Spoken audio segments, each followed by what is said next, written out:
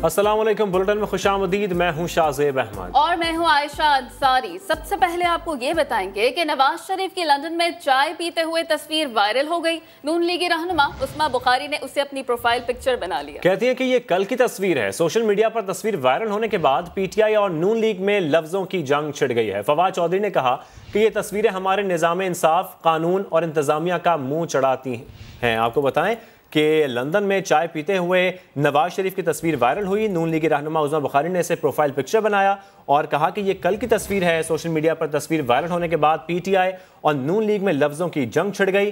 फवाद चौधरी ने कहा कि ये तस्वीरें हमारे निज़ाम इंसाफ, कानून और इंतजामिया को मुंह चढ़ाती हैं।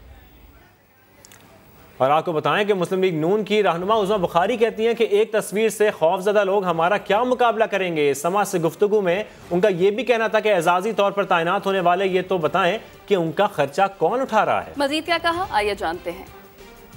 ये एक रोज पुरानी तस्वीर है गालिबन, और मियाँ साहब जो है वो अपनी फैमिली के साथ जो है वो एक जगह बैठे हुए हैं, और मुझे बड़ी खुशी और एक्साइटमेंट है। एक तो जाहिर है हमें तो एक्साइटमेंट है अपने कायद की तस्वीर देखकर, उनकी खैरियत जानकर, लेकिन जो तहरीक इंसाफ के वुज़रा जो हैं उनको जितनी तकलीफ और जितना उनके जो है वो जल्लापे का एहसास हो रहा है वो और भी ज्यादा इंटरेस्टिंग है। हमें हमारी तो लगता है कि आज ईद हो गई है और वो बेचारे जो है वो डिप्रेशन के मारे हुए वो एक तस्वीर भी बर्दाश्त नहीं कर सकते। ये हमारा क्या मुकाबला करेंगे नवाज शरीफ साहब का।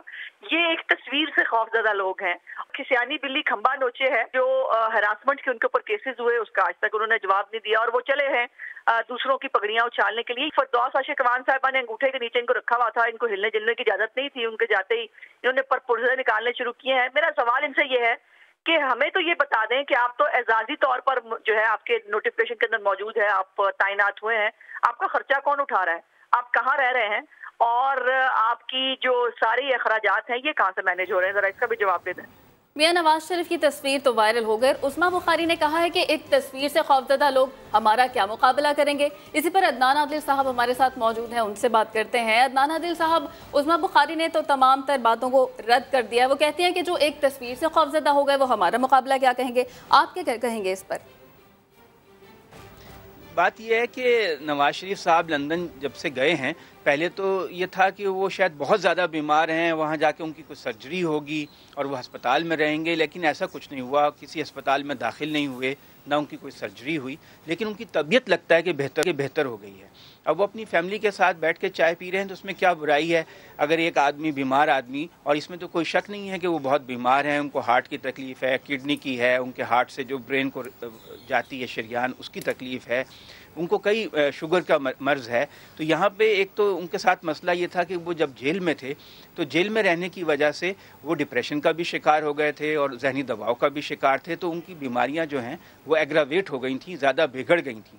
तो अब वो जब जेल से बाहर गए हैं तो जहनी दबाव कम हो गया है, तो उनकी तबीयत निस्बतन बहाल है, तो वो अपनी फैमिली के साथ चाय पी रहे हैं। इसमें तो कोई ऐसी कोई बुराई की बात नहीं है।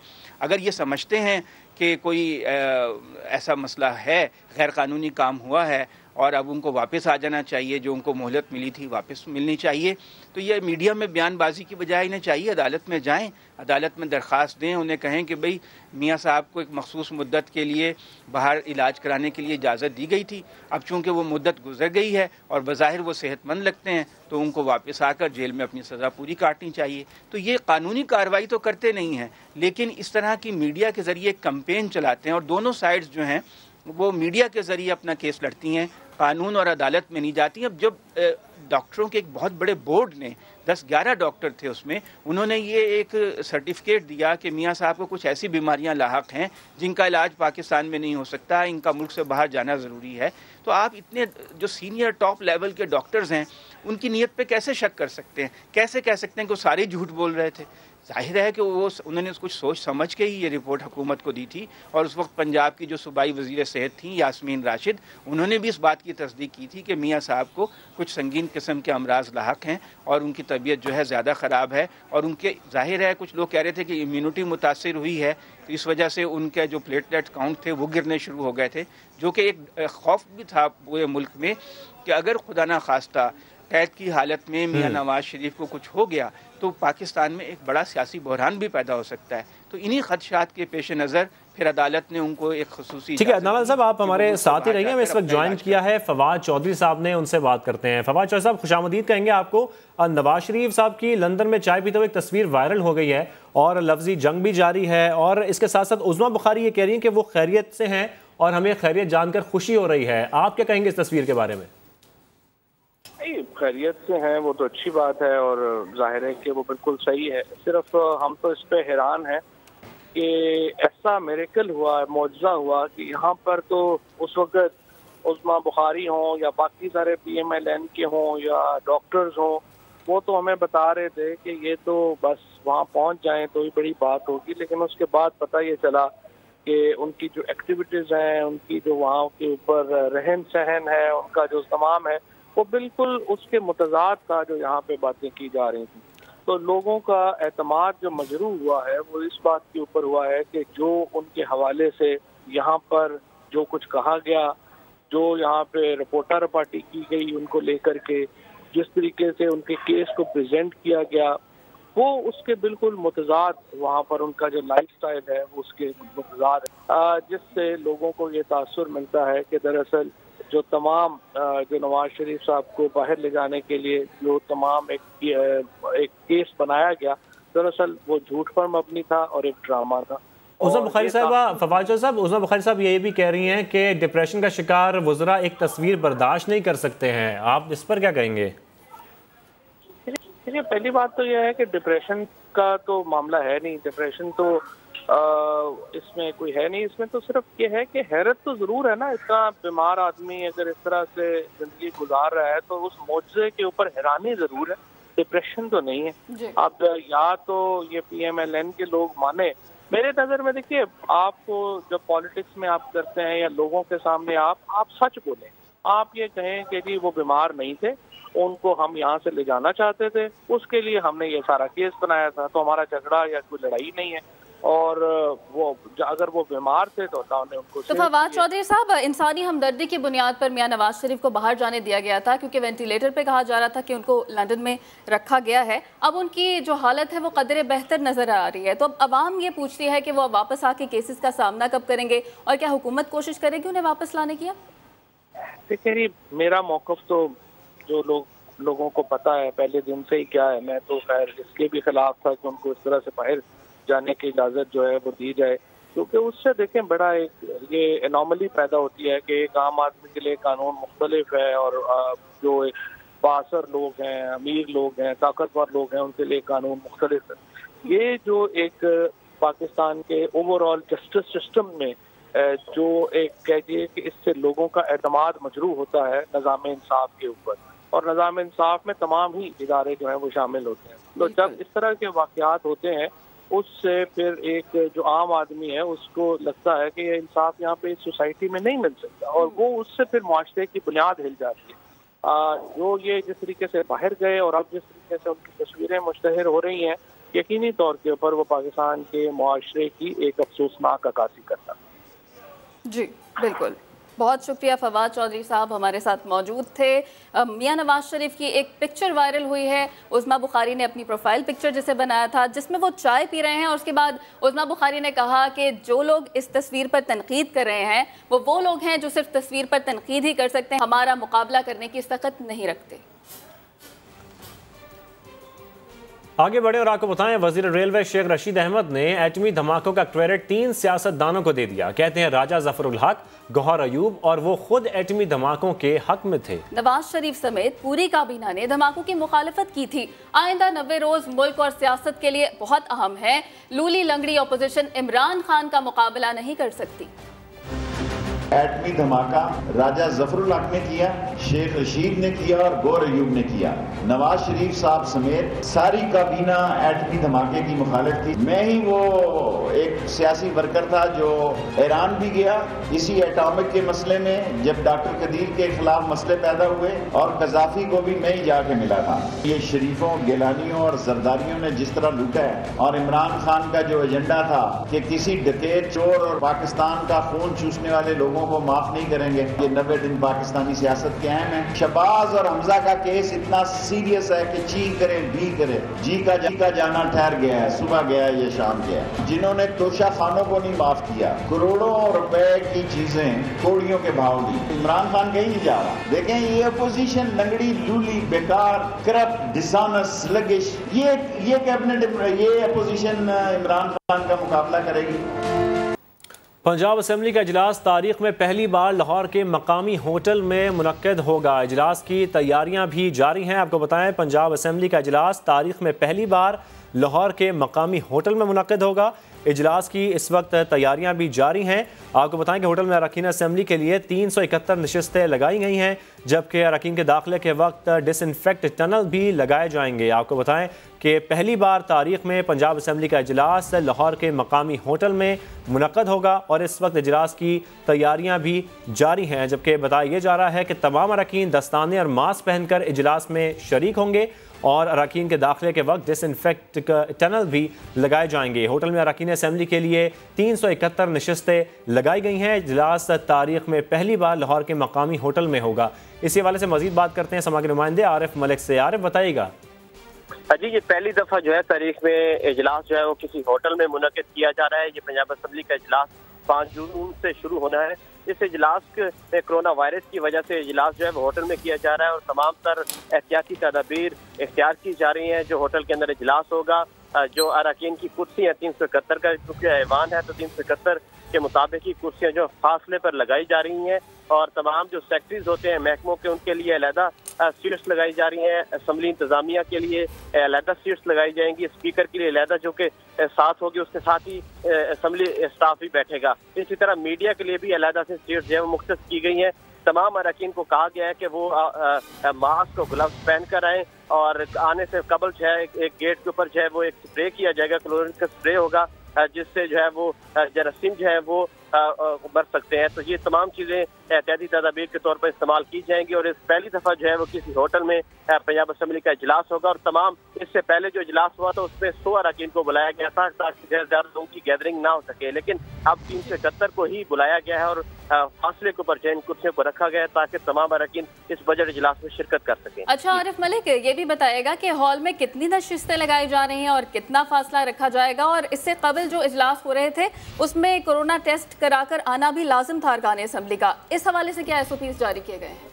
जी, इस दफे भी SOPs में यही शामिल है कि तमाम अरकान जो है अपना कोरोना टेस्ट जो है वो करवा के आए और इसमें जो मुनासिब फासला है जो SOPs में तय किया गया है वो इस हाल के अंदर रखा गया है, क्योंकि कई होटल्स देखे गए थे जिनमें फासला ना रखने के हवाले से जगह मुख्तस नहीं हो रही थी, लेकिन इस एक होटल जो है उसमें जगह ज्यादा थी और उनमें मुनासिब फासला रखा जा सकता था, इसीलिए होटल में इजलास मुनक्किद किया गया है ताकि यह फासला जो है यहाँ पर बरकरार हो सकता था। लेकिन इससे पहले जो इजलास हुआ था उसमें 100 अरकान की इसी वजह से बुलाया गया था कि ताकि ज्यादा से ज्यादा फासला रखा जाए और ज्यादा तादाद में लोग ना आ सकें। तो ये इस दफा 371 के मुताबिक ही कुर्सियां 371 लगाई गई हैं और मुनासिब फासला जो है मुनासिब फासला भी रखा गया है। आरिफ मलिक, तफसीलन बताने के लिए आपका बहुत शुक्रिया।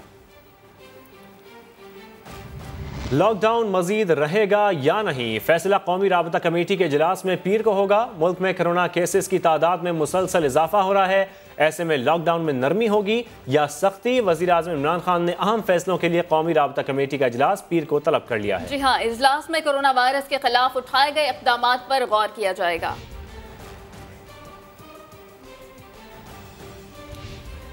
मौत को करीब से देखा, जिंदगी बदल गई। अदाकारा मीरा अमेरिका में कोरोना वायरस के खौफ में गुजारे गए लम्हात बताते हुए आबदीदा हो गई। समा के नुमाइंदे नईम अशरफ भट्ट को खुसूसी इंटरव्यू में उन्होंने बताया कि अमेरिका में हर तरफ कब्रिस्तान का मंजर था, हर गली से जनाजे के मनाजिर देखे, जिंदगी का कोई भरोसा नहीं, अब मकसद बदल गया है। अमेरिका से वापसी पर समा के नुमाइंदे नईम अशरफ भट्ट से इंटरव्यू में कहा, मेरा थोड़ा वक्त रह गया है, चाहती हूं कि मौत आए तो अपने वतन की मिट्टी में दफन हूं।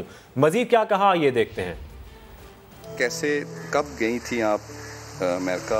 हमारे शोज थे उन शोज पर मैंने परफॉर्म करना था। ठीक है। मेरी डांस परफॉर्मेंसेस थी और बहुत शानदार इस्तकबाल और बहुत ज़बरदस्त तैयारियाँ, ज़बरदस्त किस्म का 5 star hotel, first business class ticket और माशाल्लाह बहुत ज़बरदस्त मेरे इरादे, नेक इरादे, काम के पॉइंट ऑफ व्यू से मेरे जज्बात, और मैं बहुत खुश थी। पता ही नहीं चला क्या, देखते ही देखते सब कुछ बदल गया। मेरे पास अल्फाज ही नहीं है। अच्छा, क्या हुआ था? बहुत तकलीफ देखी, हर गली हर कोने से एक जनाजा, उठने की आवाज़ें, हर तरफ कब्रिस्तान का मंजर। मैंने अपने खुदा को अपने करीब पाया, बहुत करीब। बस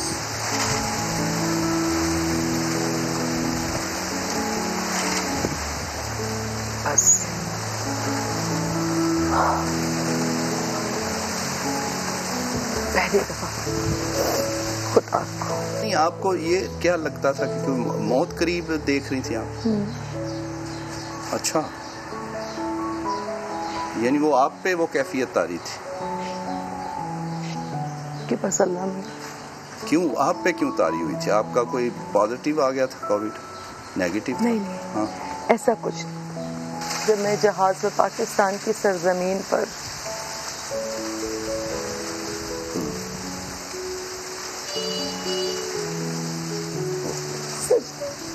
सजदे में गिरी, वो ये एयरपोर्ट पे, लाहौर एयरपोर्ट था या इस्लाम? लाहौर ही। सजदे में गिरी। ओह, तो आपको ये भी तो जहन में था कि पाकिस्तान में भी तो ये है, लाहौर में भी है कोविड? मुझे अपने वतन से बहुत प्यार। मैं ये चाहती थी कि मैं यहाँ आकर अगर कुछ, यहाँ आकर मैं मर जाऊं, यहाँ पर करीबी कब्रिस्तान में मुझे दफन कर दिया जाए, जहाँ पर हमारी फैमिलीज, मेरे अपने हमारे आबाई कब्रिस्तान। तो उधर आपने जगह रखी हुई है अपनी? जी, मुझे इधर दफनाना। जी, मेरी जगह।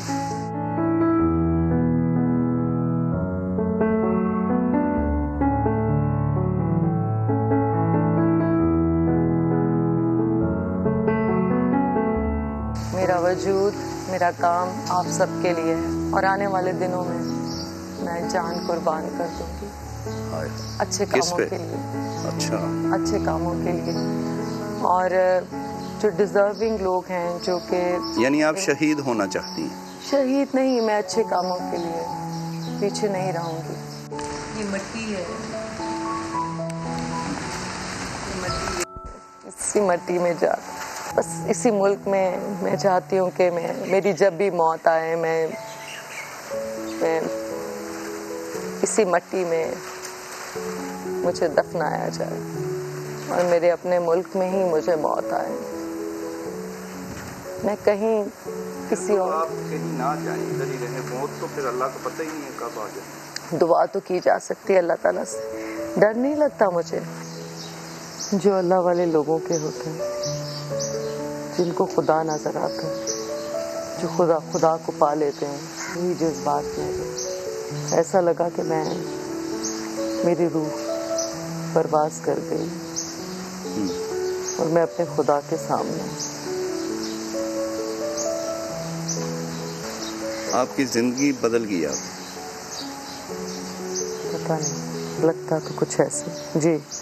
अच्छा, क्या बदलाव आप अपने में देख रहे हैं? बस मैं नहीं एक्सप्लेन कर सकती आपको, मैं एग्जैजुरेट नहीं करना चाहती, अच्छा नहीं लगता। अब जिंदगी का एक मकसद है,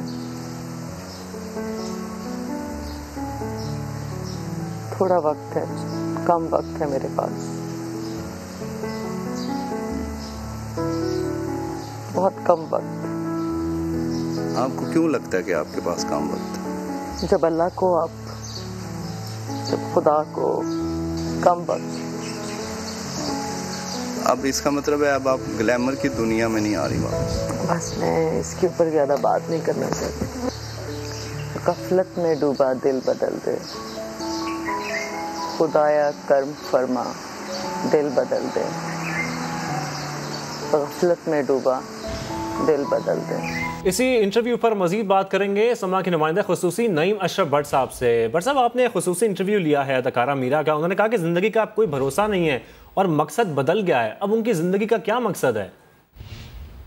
जी शाज़ेब, बहुत हैरान कुन था मेरे लिए भी और यकीनन नाजरीन के लिए भी होगा, और जो इनके हजारों में लाखों में फैंस हैं, जब उन्होंने ये कहा कि जो कोरोना का अमेरिका में जो मौजूद थी और वहाँ पर जो आए रोज लाशें उठ रही थी, जनाजे निकल रहे थे, तो उससे वो उन्होंने देखा कि जैसे उन्होंने वो चीज़ खुद पर तारी की और कहा कि मौत को उन्होंने बड़े करीब से देखा, और वो अब जैसा कि वो बता रही हैं कि अल्लाह ताला के बड़े करीब हैं और उन्हें ऐसे महसूस हुआ जैसे उनकी रूह परवाज कर गई है। तो कह तो ये वो यही रही हैं कि उनकी ज़िंदगी बदल गई है और जैसे वो बहुत ज़्यादा अल्लाह के करीब हैं। मैंने उन्हें पूछा भी कि क्या आप ग्लैमर की दुनिया में वापस नहीं आएंगी, तो उस पर उन्होंने कहा कि मैं मजीद कुछ नहीं कहना चाहती हूँ, और आपने देखा कि बड़ी आबदीदा थी और ये बार बार कह रही थी कि मैं ये चाहती हूँ कि मुझे अपने मुल्क में ही मौत है। फिर वो कब्रिस्तान भी गई, वो जगह भी दिखाई कि जो उन्होंने सोचा हुआ है कि जब उनका इंतकाल हो तो वो यहाँ उन्हें दफनाया जाए, लाहौर में ही है वो कब्रिस्तान। तो काफी जज्बाती हैं और लग रहा है कि हो सकता है कि वाकई जो कह रही हैं तो जिंदगी उनकी बदल गई हो। जी ठीक है, और आप दीदा भी हो गई। बहुत शुक्रिया नईम अशरफ भट्ट। नून लीग के रहनुमा शाहिद खान अब्बासी मीडिया से गुफ्तगू कर रहे हैं। कमीशन की रिपोर्ट पाकिस्तान मुस्लिम लीग नून के कानून के बनाए की वजह से सामने आई है, और कमीशन की रिपोर्ट जो है नाकाफी है, क्योंकि उसने असल हक़ाइक़ को छुपाया है और सिर्फ तवज्जो हटाने के लिए ऐसी बातें 347 सफ़े पर लिख दी हैं कि पाकिस्तान के अवाम को हकीकत ना पता चले। मैं फिर ये कहूँगा, 3 बुनियादी अंसर हैं इस मामले के कि चीनी की कीमत क्यों बढ़ी और उसके साथ क्या चीज़ें हैं, कौन से इश्यूज हैं। सबसे पहला, एक्सपोर्ट का फैसला। चीनी की कीमत तो इस्टेब्लिश हो चुका है कि 60% बढ़ चुकी है। एक्सपोर्ट के फैसले के जिम्मेदार कौन लोग हैं, क्यों उन्होंने फैसला किया। दूसरा, एक सब्सिडी दी गई। तीसरा, मॉनिटर नहीं किया गया। मॉनिटरिंग हुकूमत की जिम्मेदारी होती है। 20 महीने तक चीनी की कीमत बढ़ती रही और आज भी बढ़ रही है, लेकिन हुकूमत जो है कोई करेक्टिव एक्शन नहीं ले रही, आज भी नहीं ले रही। चीनी की एक्सपोर्ट पाकिस्तान मुस्लिम लीग नून के ज़माने में भी हुई, सब्सिडी भी दी गई और मॉनिटरिंग भी की गई। तो आज का मकसद सिर्फ आपके सामने इस कमीशन के हवाले से ये बात रखना था कि असल मुजरिमान को छुपाया गया, तवज्जो हटाई गई, और जो कीमत, जो डाका चीनी की कीमत की सूरत में पाकिस्तान के अवाम पर डाला गया, वो आज भी जारी है। जो दीगर मामलात हैं उनकी हम प्रेस कॉन्फ्रेंस फिर करेंगे कि सब्सिडी क्या होती है, किसने अदा की। मैं जिम्मेदार आदमी बैठा हूँ, मुल्क का वज़ीर-ए-आज़म रहा हूँ, और मैंने सब्सिडी दी है चीनी की एक्सपोर्ट पर। अगर पर्चा दर्ज करना है किसी ने, पर्चा दर्ज करें, एक मुझ पर करें, एक इमरान खान पर करें, क्योंकि उस्मान बुज़दार ने कहा है कि मुझे कोई सब्सिडी का पता नहीं था, मुझे वफाकी हुकूमत ने डायरेक्शन दी कि सब्सिडी दो। और ये भी हकीकत है कि पाकिस्तान मुस्लिम लीग नून की वो काबीना है, मेरी काबीना वो काबीना थी जिसने कहा था कि इसके बाद वफाक सब्सिडी नहीं देगा। ये भी एक हकीकत है। तो सब्सिडी पर बात इंशाल्लाह इसके बाद की जाएगी। जो हुकूमत की फेलियर है मॉनिटरिंग में, कीमत को कम ना रखने में और कीमत के मुस्तकिल बढ़ने में, उसकी बात भी इंशाल्लाह अलहदा करेंगे। बहुत शुक्रिया। सवाल हो गए यार, अब आप पूछने। नून लीग के रहनुमा शाहिद खान अब्बासी रावलपिंडी में मीडिया से गुफ्तगू कर रहे थे। आपने मुलाहिजा किया, उन्होंने कहा कि आटा चीनी स्कैंडल की रिपोर्ट हक़ाइक़ पर मबनी नहीं है। इस रिपोर्ट में बहुत सारी सुबकी है, इस रिपोर्ट को कंप्लीट नहीं है, ये रिपोर्ट मुकम्मल नहीं है। शाहिद खान अब्बासी मीडिया से गुफ्तगू कर रहे थे। आपने मुलाहिजा किया। वज़ीर आला पंजाब उस्मान बुज़दार से मुलाकात करने वाले नून लीग के 3 MPs की रुकनियत मुअत्तल करने का फैसला कर लिया गया है। अरकान असेंबली अपने तहरीरी जवाबात से मुतमईन ना कर सके। पार्टी की तरफ से अब उन्हें ज़ाती तौर पर तलब किया जाएगा। तफसील देखिए आरिफ मलिक की रिपोर्ट में।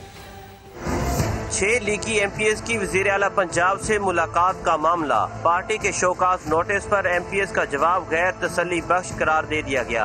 MPs ने अपने जवाब में लिखा कि वो तरक्याती फंड्स लेने गए थे, वज़ीर आला पर एतमाद का इजहार नहीं किया। क़यादत अरकान सूबाई असम्बली के इस मौके पर मुतमिन नहीं।